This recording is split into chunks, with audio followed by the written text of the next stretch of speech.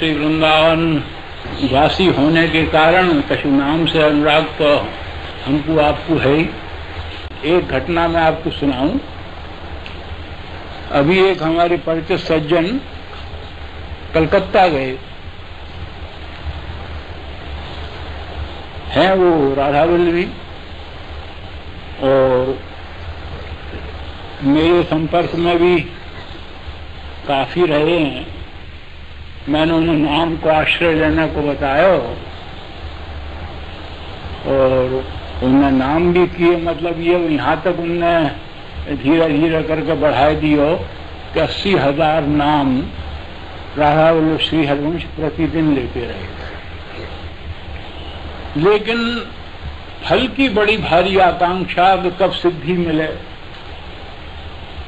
ये बड़ी भारी आकांक्षा या प्रवृत्ति से हम घबरा में क्यों हमें ये नाम ये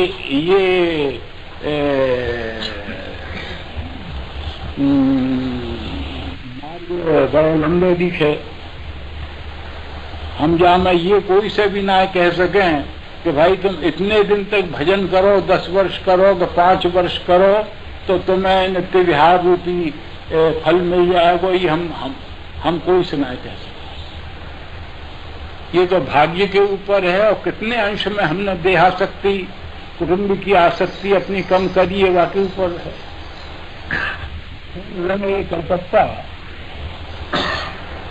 कलकत्ता में एक और उनके मित्र है, वो भी भजन करते, बड़े आदमी हैं। वहां उनने कही आप क्या करते हैं, उनसे पूछी होगी। बोले भाई हम तो नाम करते हैं। तो बोले नाम तो आप किया करो, लेकिन नाम जो है वो एकाग्र चित्त के बिना कैसे जमेगा नाम। अब बात सीधी है, देखिए बड़ी सूक्ष्म बात है। इतने में ही कितना फर्क पड़ता है। लेकिन अब या फर्क को पहचाने कौन। बोले एकाग्र चित्त हुए बिना नाम किस काम का। उनके भी समझ में आएगा कि भाई जब हमारा मन इधर उधर घूमता रहता है, महाराज जी ने नाम बता दिया, 80,000 तक पहुंच भी गए हम, लेकिन इस तरह से नाम करने से क्या होता है। तो घबराए, बोले हाँ भाई हमारा मन घूमता तो है, नाम करते। तो बोले हम तुमको तरकीब बताना, तुम ऐसा किया करो तो नाम करने के पहले एक आध घंटे, पौन घंटे या 1 घंटे प्राणायाम किया।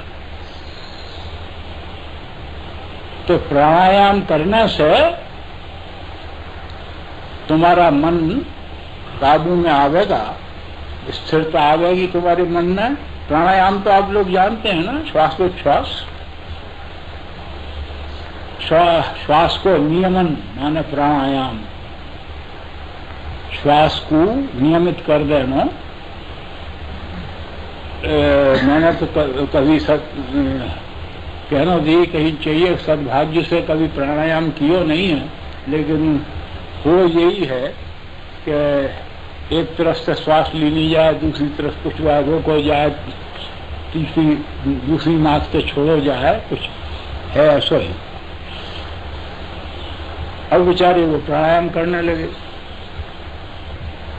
प्राणायाम भी उन्होंने घंटा भर तक बढ़ाए दिए। आए यहाँ श्री वृंदावन, फिर लौट के मैंने कि कहिए। तो महाराज हमको बताया, लेकिन हमारा नाम में हमको उसमें कुछ नाम में कोई वृद्धि होती नहीं दिखलाई दी। प्राणायाम करने से नाम में वृद्धि होती नहीं दिखलाई, लेकिन करते तो हम अब भी हैं।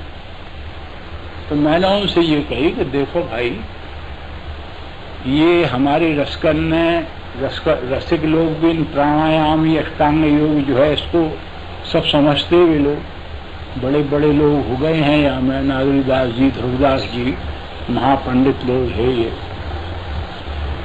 और सबरे पांडित्य को तिलांजलि देकर और राधावल्लभी उपासना पद्धतियों ने स्वीकार करी। तो ऐसा करो, मैंने कहा तुम्हें कुछ फर्क मालूम देता है। बोले महाराज इतना तो देता है, तो उसके बाद में कुछ शांति प्राणायाम के बाद में शरीर में मालूम देती है। लेकिन जो आप जो कहते हैं कि भजन जो है वो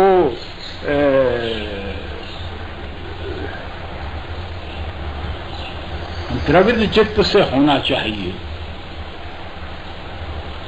तो मन तो द्रवित नहीं होता है। द्रवित समझ गई ना?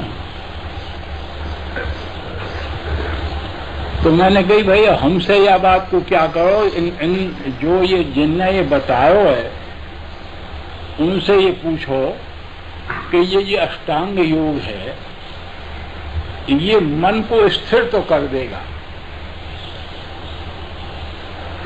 और स्थिर मन मतलब ये एकाग्र, स्थिर मान एकाग्र, इसमें इतनी शक्ति तो है, ये तो माननी पड़ेगी, एकाग्र कर देगा ये मन। लेकिन कोई ऐसा अष्टांग योग में कोई योग का कोई ऐसा अंग है जो मन को द्रवित कर दे, तो उन्हें पत्र लिखो तो हमारे यहाँ ये कहते हैं महाराज जी के द्रवित करने वाला कोई अंग है अष्टांग योग में। अरे बोले भाई वहां से जवाब आया तो द्रवित करने की क्या जरूरत है, द्रवित करना तो चंचल हो जाएगा। वहां से ये जवाब आया। तो कहने का तात्पर्य ये है कि हमको तो द्रवित चित्त की जरूरत है, हमको एकाग्र चित्त की जरूरत नहीं है।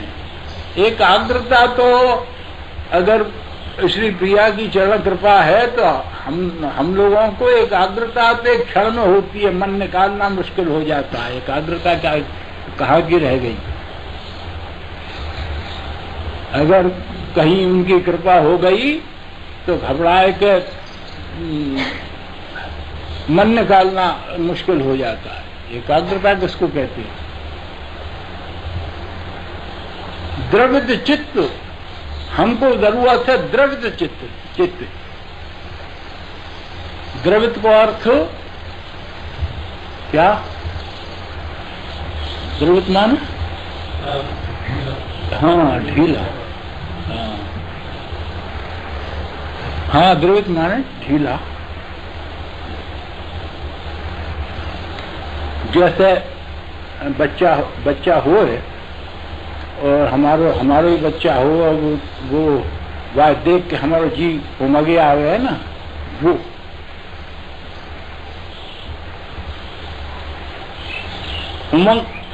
उमगन पूर्ण चित्त। हमारे भजन में एकाग्र चित्त की जरूरत नहीं है, एकाग्रता की भी जरूरत तो है, लेकिन एकाग्रता तो अपने आप आ जाए। एकाग्रता कोई हम लोग प्रयास नहीं करें एकाग्र होने के लिए, हम लोगों को तो प्रयास करना द्रवित करने के लिए कि चित्त द्रवित हो जाए। द्रवित चित्त जहां भयो,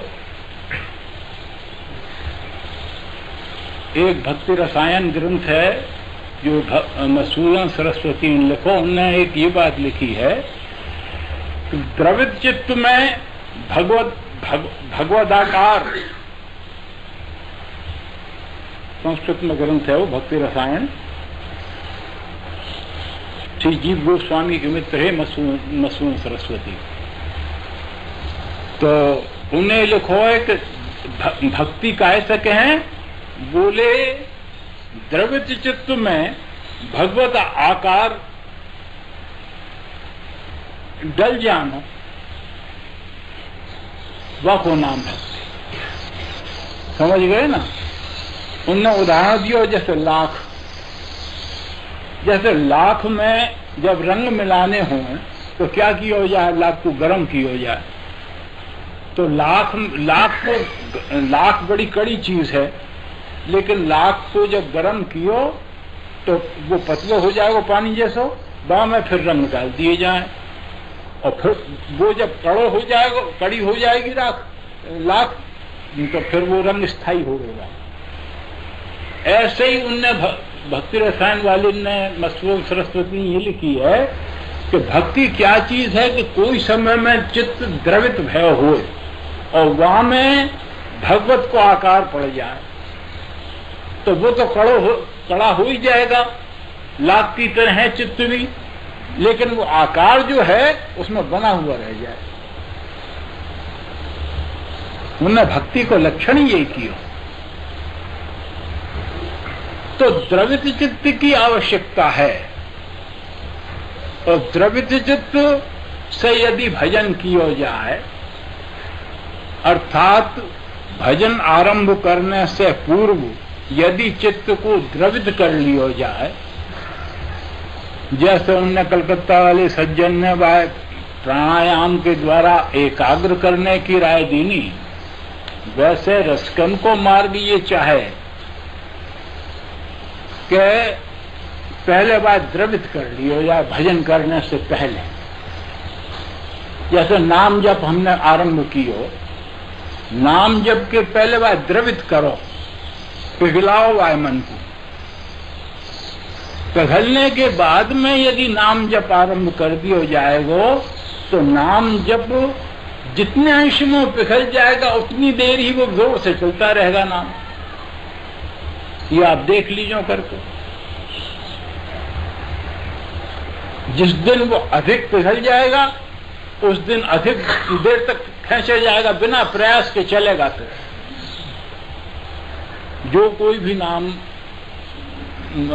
गुरु मंत्र को जाप करते हों, श्री राधा वल्लभ नाम करते हों, कुंज बिहारी नाम करते हों, कछु भी करते हों नाम, जो कोई भी नाम द्रवित चित्त में अगर पकड़ा दिया जाएगा तो वो बड़ी देर तक